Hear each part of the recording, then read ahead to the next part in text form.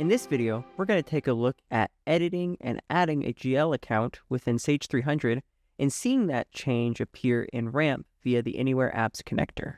So starting within Sage 300, we're going to go to General Ledger and GL Accounts.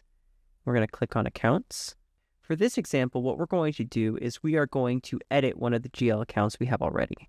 I'm going to pick this 1099 RAMP card, and then I'm going to edit the description to say demo change. Going to save it, and then close.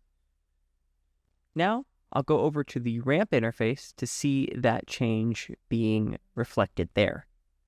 All right, here in the RAMP interface, we are going to go to Accounting. I'm going to look at a card transaction. I'm going to pick this top one here. Here we can see we have different accounting categories. This is what matches up to the GL accounts that we saw within Sage 300. I'm going to search for that RAMP card one. And here we can see that the RAMP card has the description change. It's no longer just RAMP card, but it shows the edit that we made saying demo change as well. Thank you so much for watching.